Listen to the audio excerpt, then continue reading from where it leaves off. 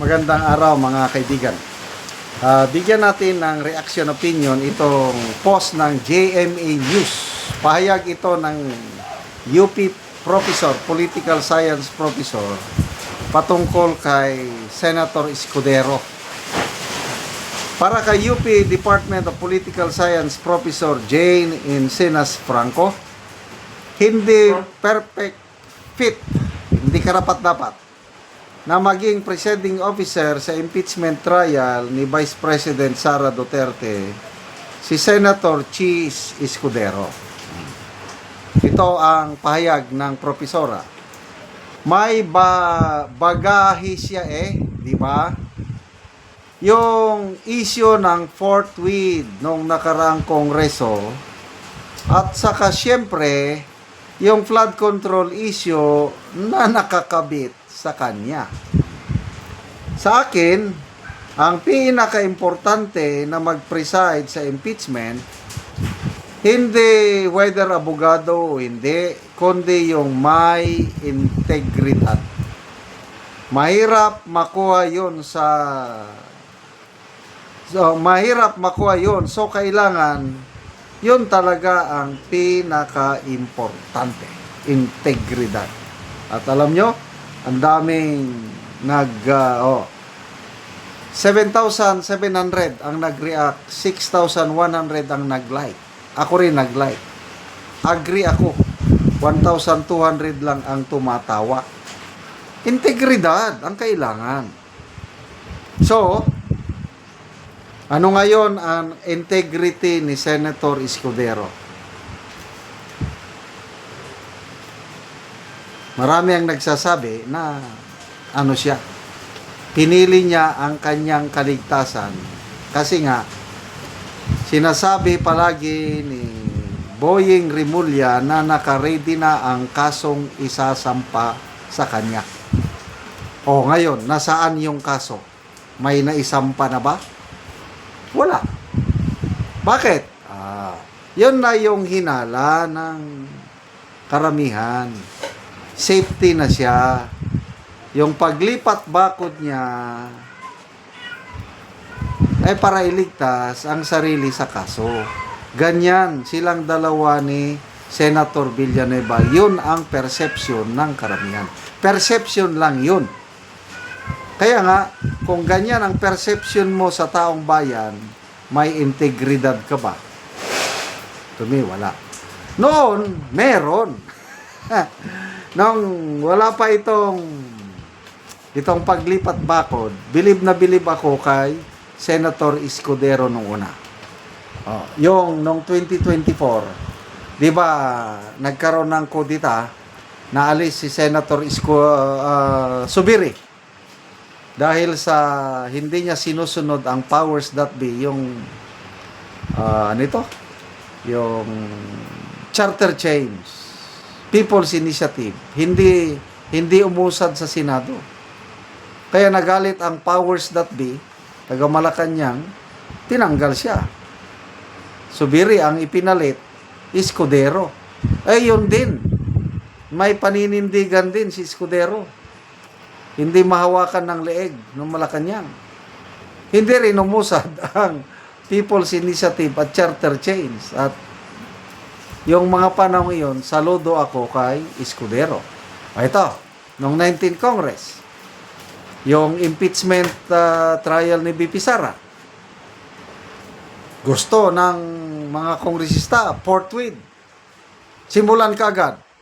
Hindi. Iba ang kanyang interpretation ng forthwith. Maghanda ka muna.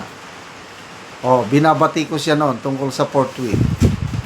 Only to find out, dahil may nagsampa ng petisyon sa Korte Suprema tungkol sa forthwith na yan, simulan kaagad, nagdesisyon ang Korte Suprema, ang forthwith, hindi kaagad-agad. Depende yan sa diskarte ng mga senador, lalo na ang Senate President o presiding officer. So, tama yung desisyon niya tungkol sa forthwith.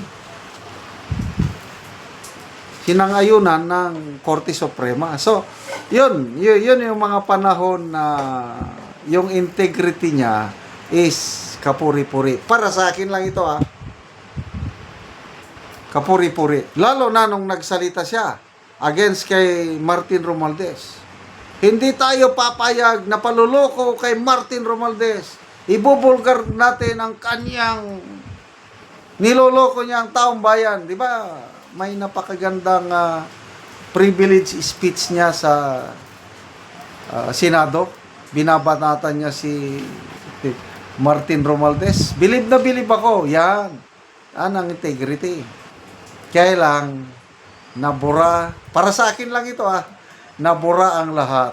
Nung June 13, bigla siyang nag-attend sa session ng SB 11 na ayun, wala naman silang quorum. Ayun, nag-elect na sila ng Senate President pro tempore. So yun, nawala na. So, kumusta na ang kaso? Naibasura na ba? I don't know. Masasampahan ba siya ng kaso? I don't know.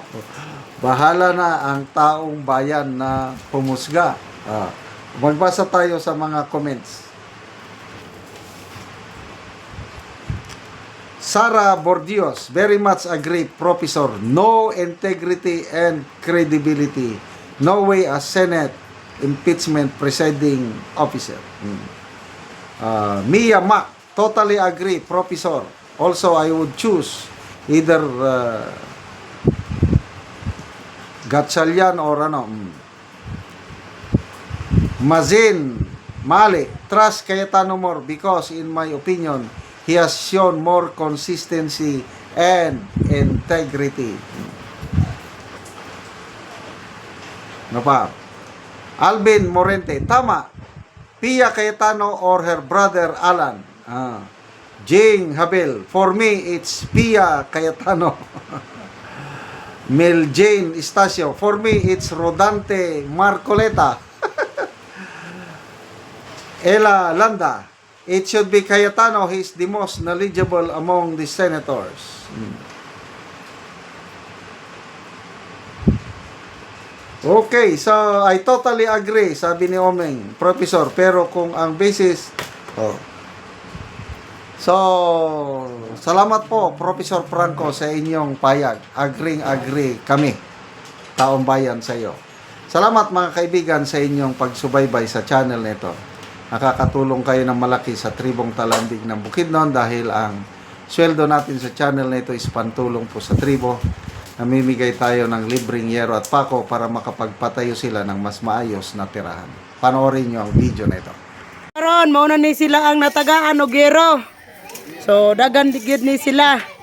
O kapil na pod ang ilang mga lansang.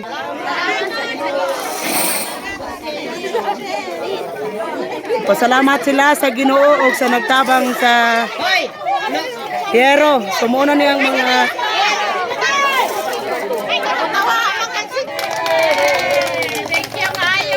nalipay sila sa gihatag nga yero. So kada isa ni naanay tag-iya.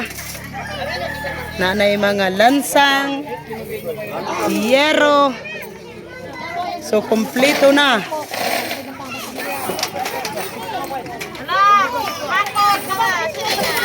Mga lansang.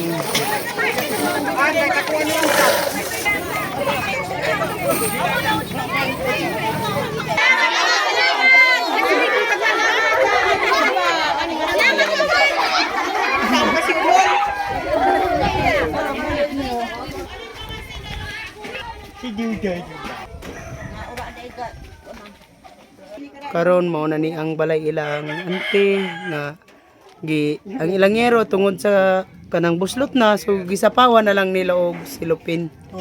Silupin lang ang ginabutang, so nagpatindog silang bagong. So muna ni ang ipatindog ni Angkol nga pag-aatupan.